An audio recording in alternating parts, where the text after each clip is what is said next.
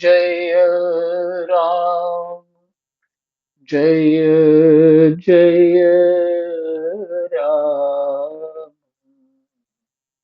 श्री राम जय राम जय जय राम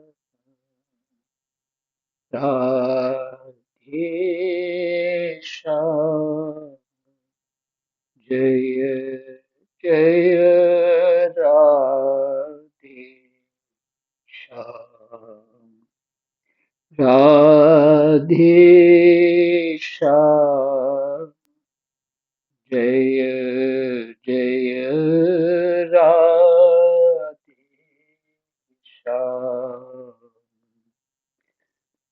श्री गणेशाय नमः। श्री सीतारामाभ्यां नमः। श्री हनुमते नमः। श्री उमापते नमः। श्री गुरुवे नमः। सब संतन की जय जय जय जय सीताराम राधे श्याम।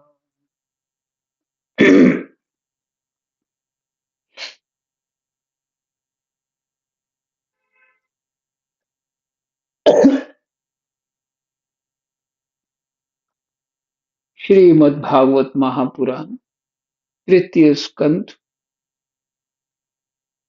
26वां अध्याय और चौथा श्लोक पाठ करें।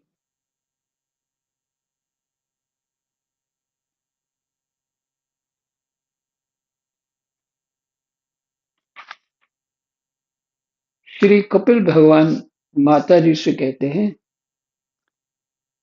उस सर्वव्यापक पुरुष ने अपने पास लीला विलास पूर्वक आई हुई अव्यक्त और त्रिगुणात्मिका वैष्णवी माया को स्वेच्छा से स्वीकार कर लिया। उस सर्वव्यापक पुरुष ने, आत्मा सर्वव्यापक होता है। जब वो जीवात्मा हो जाता है, जीवात्मा कब होता है? जब प्रकृति को वो स्वीकार कर ले, तब वो जीवात्मा हो जाता है। प्रकृति कैसे स्वीकार होता है वो सर्वव्यापक। प्रकृति को स्वीकार करके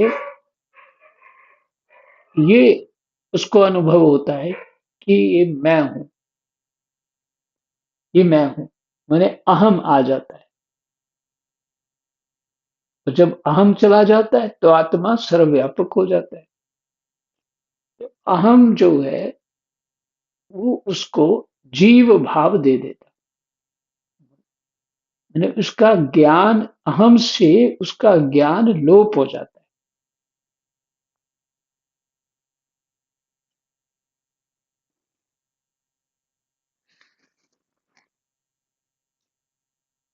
अहम से उसका ज्ञान लोप हो जाता है। तो अहम जो है वो क्या है? वही प्रकृति है।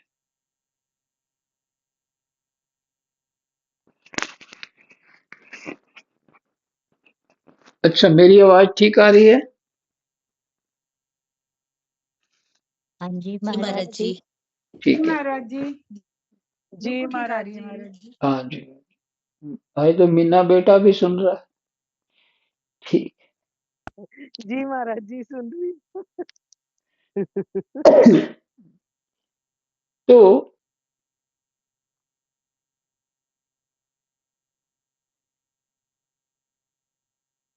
सभी जीव सच्चिदानंद ही हैं।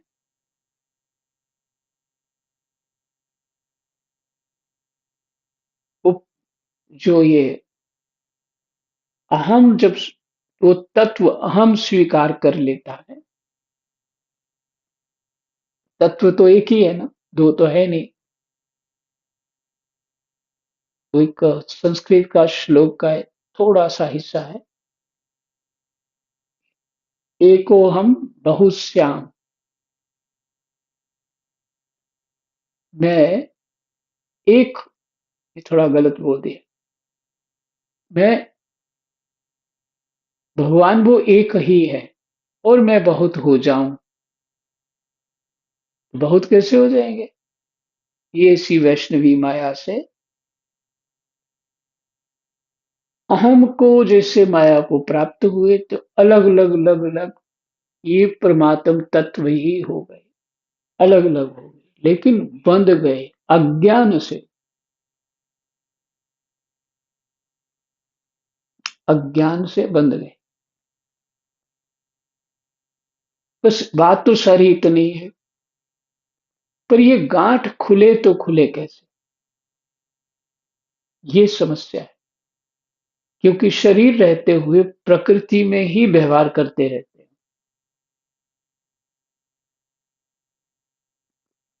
करना पड़ता है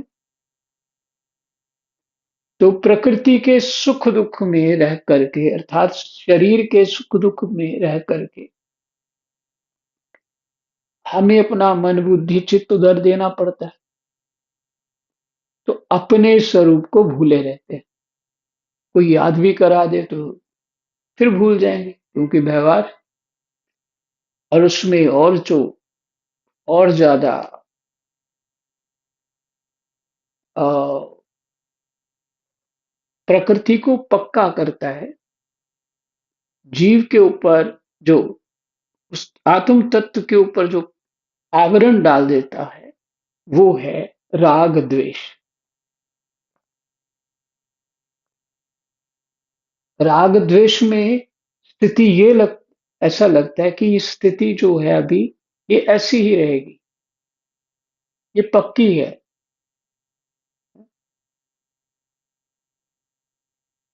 ज्ञानी लोग भले ही कहते रहे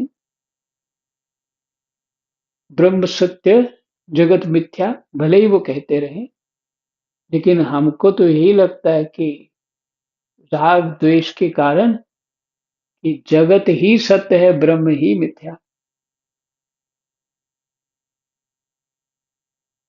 क्योंकि राग द्वेष इतना बड़े दैत्य हैं, मधु के टब, मधु के टब, जो भगवान भी उनसे लड़ते लड़ते हार गए थे। ये कथा आपने सुनी हो।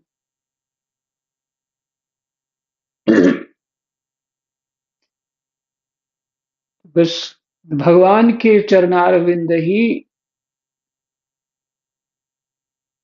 इस अंधकार से, इस अज्ञान से पार कर सकते हैं। भगवान के चरणारविंद है भगवान का गुणानुवाद। इस प्रकृति और पुरुष के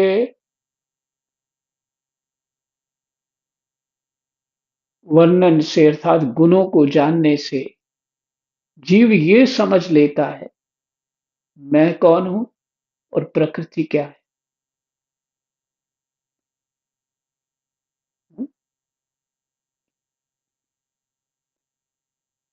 और फिर परमात्मा क्या है ये पता लग जाता है। जीव, ब्रह्म और माया, इसको ठीक से जान लेंगे तो प्रकृति पुरुष का ज्ञान होगा और परमात्मा में, उस ब्रह्म में चित्त लगे।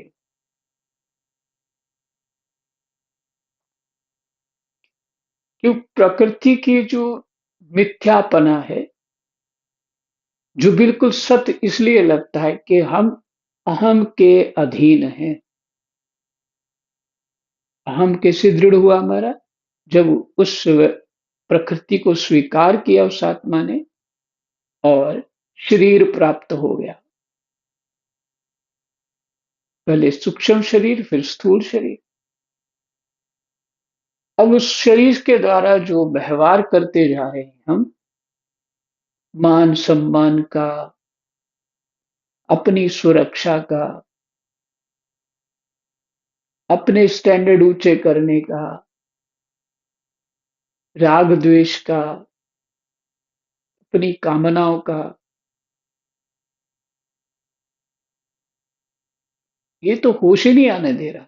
जैसे कोई जिसने शराबी ने बहुत ज्यादा शराब पी ली हो तो उसको तो पता ही नहीं लगता कि मैं जा किधर रहा हूँ, मैं बोल क्या रहा हूँ। वो स्थिति हमारी हुई पड़ी है। तो हमें अभी प्रकृति ही सत्य लगती है, और प्रकृति को छोड़ने के लिए कोई हठ योग करता है,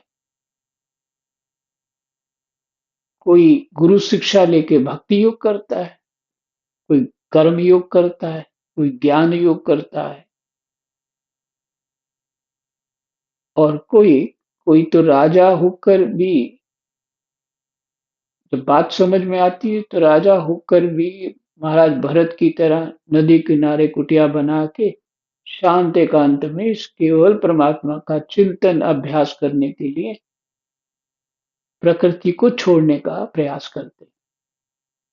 साधना हमारी यही है कि हम उस प्रकृति को छोड़ करके अपने स्वरूप को जान लें।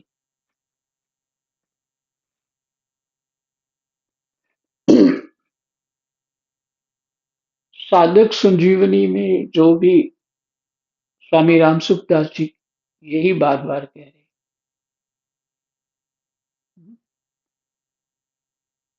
आत्मा चेतन है, बाकी सब कुछ जड़ है।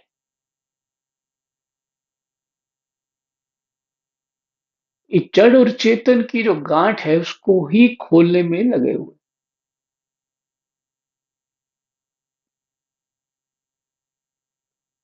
ये बड़ा विस्तार है, जिन्होंने भी साधक संजीवनी पढ़ी होगी उनको समझ में आएगा। वही भगवान यही बात कह रहे। प्रकृति क्या है बताने का अर्थ ही क्या है, यही कि तुम आत्मा हो, प्रकृति नहीं।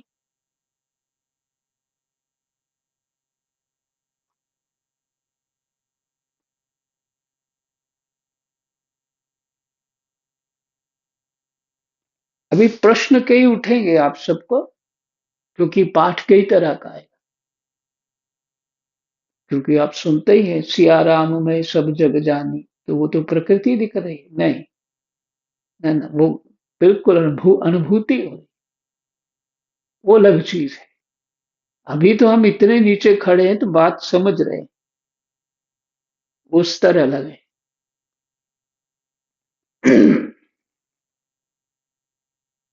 हरि व्यापक सर्वत्र समाना, प्रेम ते प्रकट होई मैं जाना। अब जिनको बात समझ नहीं आएगी तो वो उलझ जाएंगे इन सब बातों में, क्योंकि उनका प्रयास ठीक ठीक नहीं होगा, चिंतन ठीक ठीक नहीं है, इसलिए ऐसे उलझ रहे। जब प्रकृति को छोड़ेंगे तभी पता लगेगा हरि व्यापक सर्वत्र समान, तभी पता लगेगा, पहले नहीं। पहले तो सुन रहे हैं, समझ रहे हैं।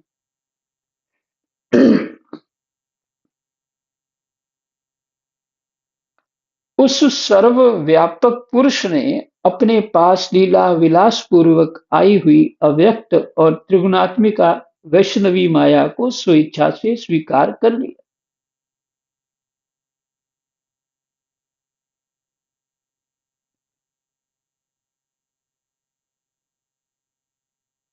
ऐसे मान लीजिए कोई पुरुष खड़ा है, अपने बस्ती में है, लेकिन को हास विलास करती हुई अपने काम वालों से कोई स्त्री वहां पहुंच जाती है तो उसको मोहित कर ले, कुछ ऐसी ही बात है। तो वैष्णवी माया को स्वेच्छा से स्वीकार कर लिया, ठीक है। लीला परायण प्रकृति अपने सत्वादि गुणों द्वारा, सत्वादि आदि मैंने रज तम भी, सत्व सत्व आदि गुणों द्वारा उन्हीं के अनुरूप प्रजा की सृष्टि करने लगी। लीला परायण प्रकृति अपने सत्वादी गुणों द्वारा उन्हीं के अनुरूप प्रजा की सृष्टि करने लगी।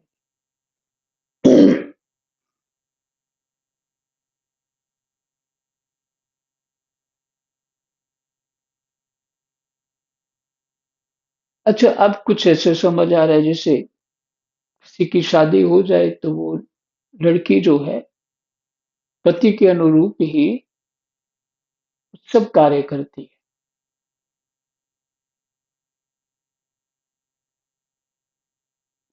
यह देख पुरुष को ज्ञान ये देख पुरुष ज्ञान को आच्छादित करने वाली उसकी आवरण शक्ति से मोहित हो गया।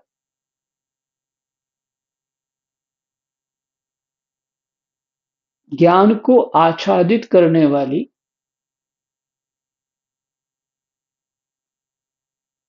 उसकी आवरण शक्ति क्या है, ऐसे मान लेते। उसका प्रेम दिखाना, आदर पूर्वक शब्द जो बोलना, उसका हित दिखाना, उसके लिए काम करना, अनुकूलता देना, सेवा करना, ये सब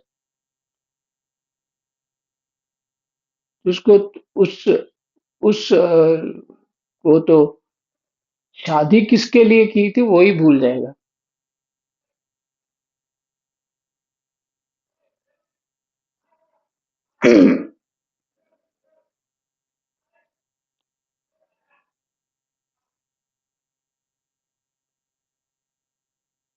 उन्हीं के अनुरूप प्रजा की सृष्टि करने लगी।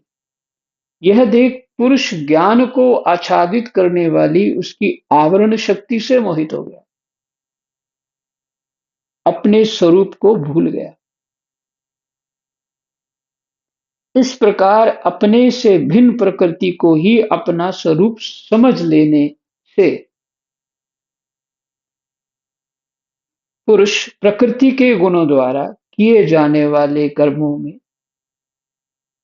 अपने को ही कर्ता मानने लगता है।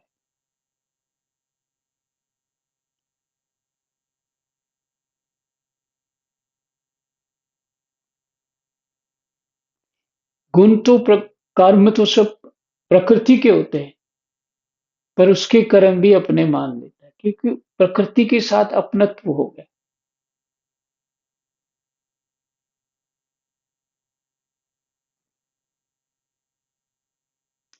ये वैसे तो स्त्री पुरुष के जो विवाह है उसके ऊपर ना ये बड़ा अच्छा घट रहा है। फिर वो यही होता है कि हमारा अपना घर बनाना है, हमारे बच्चे हैं, अब बच्चों के लिए जीना है। हम तो जी लिया जितना जीना था, इनके इनके आगे जीवन हम तो दुखी रहे, चलो उनको सुखी कर दें।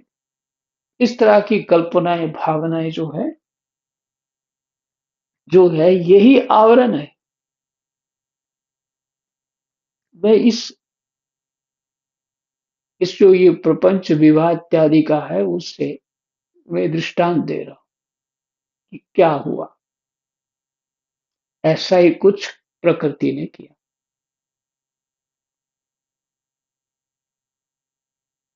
इस प्रकार अपने से भिन्न प्रकृति को ही अपना स्वरूप समझ लेने से पुरुष प्रकृति के गुणों द्वारा किए जाने वाले कर्मों में अपने को ही कर्ता मानने लगता है।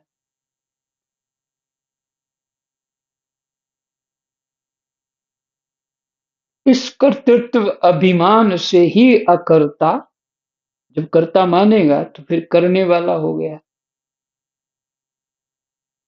से से ही अकर्ता स्वाधीन साक्षी और आनंद स्वरूप पुरुष को जन्म मृत्यु रूप बंधन एवं परतंत्रता की प्राप्ति होती है।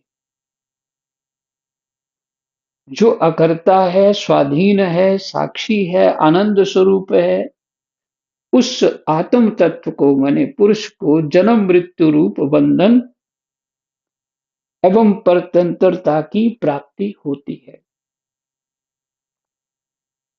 ये है हमारा बंधन और इसी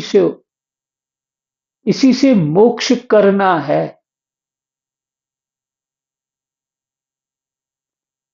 इस बंधन से ही मोक्ष करना है।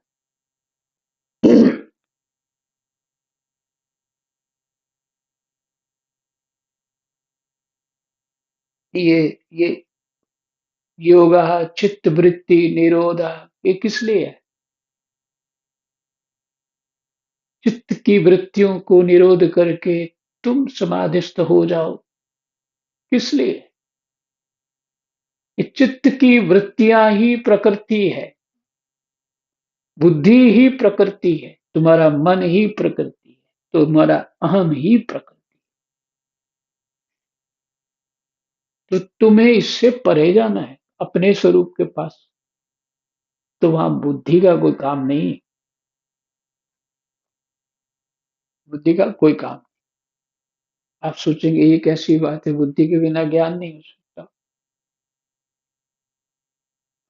पर भगवान कहते हैं श्रद्धावान लभते ज्ञानम, श्रद्धावान को ज्ञान प्राप्त होता है। अगर भगवान ये कहते बुद्धिमान लभते ज्ञानम तो समझते बुद्धि से ज्ञान होता है। तो ज्ञान की अनुभूति कुछ अलग है। ये जो बता रहे ये जानकारी है, उस प्रकृति पुरुष का ज्ञान है, जानकारी। ज्ञान जो है अपने स्वरूप का ज्ञान, अपने स्वरूप आत्म तत्व का ज्ञान। वहां तो शब्द कोई काम नहीं करता, सिर्फ अपने स्वरूप की अनुभूति हो। वो व्यक्ति कह भी नहीं सकता कि मुझे ज्ञान हो गया। जैसे कोई गहरी निद्रा में सो गया तो ये नहीं कह सकता मैं सोया हुआ, कह नहीं सकता, बस नींद का गहरा अनुभव करता है। जब जागता है तब बताता है अच्छी नींद आई। अनुभव तो कर ही रहा था ना वहां।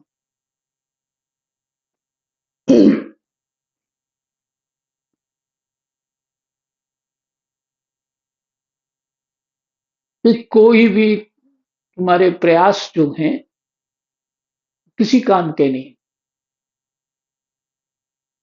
पुण्य इत्यादि इस दृष्टि से सब फंसाने वाले। लेकिन एक सावधान, जब तक कुछ हुआ नहीं है तब तक पुण्य इत्यादि करना नहीं छोड़ना चाहिए। पुण्य इत्यादि करके भी यही मांगना चाहिए कि प्रभु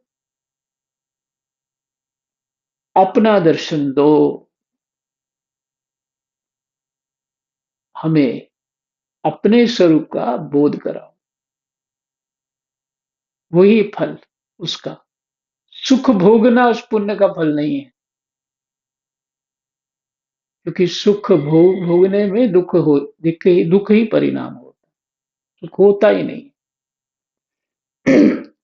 ये एक मन की कल्पना है। सुख सुख तो होता ही नहीं है जो प्रकृति के माध्यम से होता। उस सच्चित आनंद को क्या सुख होगा? बस वही है, पत्नी जैसे कह रही वो मान रहे हैं, हाँ जी अच्छा हो गया ना, हाँ अच्छा।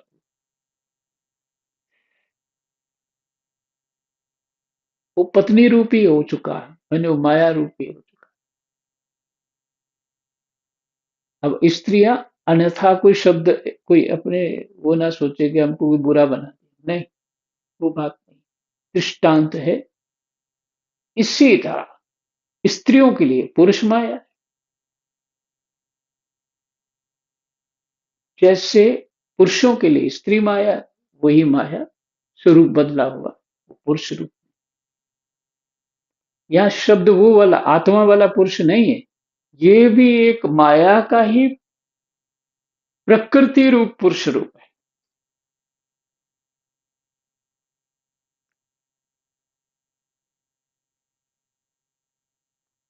तो ये इस माया से असंगता करनी है। अब बताइए, रास्ता मार्ग तो ये है, और हमारी चाहत क्या है? सभी विचार कर लीजिए कि हम कौन से रास्ते पे चल रहे हैं, क्या सोच रहे हैं, कहाँ जाना है, पता ही नहीं। मेरे गुरुजी उठा के मुझे पार ले जाएंगे बैतरनी नदी से, ये सब कुछ नहीं होगा। गुरुजी कहीं नहीं ले जाएंगे, किसी को नहीं ले गए। स्वामी राम सुखदास जी कहते हैं, मैं अनंत जन्मों से कि पृथ्वी में जितने कण हैं, इससे ज्यादा तो मेरे जन्म मरण हो चुके हैं। इन सब जन्मों में भगवान तो थे ना, और गुरु भी थे, फिर मेरा कल्याण क्यों नहीं हुआ?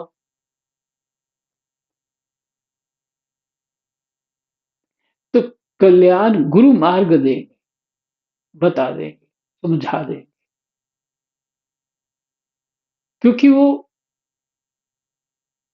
ये जो मार्ग समझाया जिन्होंने, मार्ग पे तो हमको ही चलना है ना, क्योंकि हमें ही तो आगे जो हमारा लक्ष्य है वहां तक तो हमें जाना है। मान लो आपके सामने भोजन रख दिया, तो बिना खाए तो आप ना तृप्त हो पाएंगे और ना ही उसका स्वाद ले पाएंगे।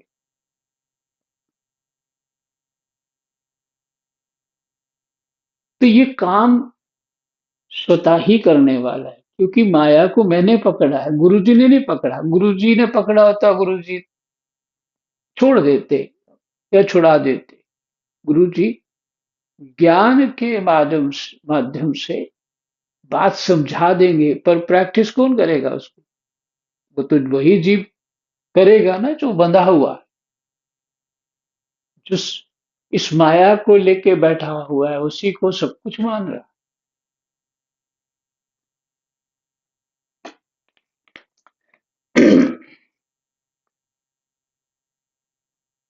तो गुरु स्वामी राम सुखदास जी यही कहते हैं कि गुरु तुम्हें ले जाएंगे, वो ऐसा मत विचार करना, नहीं तो जरूरत ही नहीं पड़ती। बड़े बड़े गुरु हो चुके हैं पहले से, वो ले जाते हैं बहुतों को। सिर्फ कागभूषुंडी को तो ज्ञान ही सुनाया ना, और क्या किया? भजन में तो अब खुद ही लगे हुए। ये जो भ्रम पाल रखते हैं ना, गुरुजी हमको उठा के कंधे पे उधर पार कर जाएंगे, ये सब ठीक नहीं है, बिल्कुल समझ से परे है। क्योंकि उस माया को मैंने पकड़ा, गुरु ने नहीं पकड़ा। तो मैं छोड़ूंगा तभी होगी, गुरु तो बताएंगे ऐसे ऐसे छोड़ दे।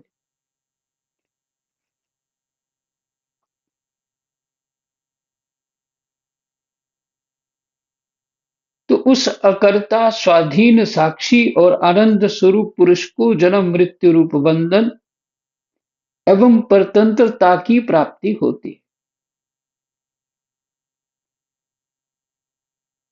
कार्य रूप शरीर, कारण रूप इंद्रिय तथा कर्ता रूप इंद्रिय अधिष्ठात्र देवताओं में पुरुष जो अपनेपन का आरोप कर लेता है, वही आ गया। शरीर, इंद्रिय, इंद्रिय शास्त्र देवताओं में पुरुष जो आत्मा जो है, वो अपनेपन का आरोप कर लेता है, ये मैं ही हूं। उसमें पंडित जन प्रकृति को ही कारण मानते हैं।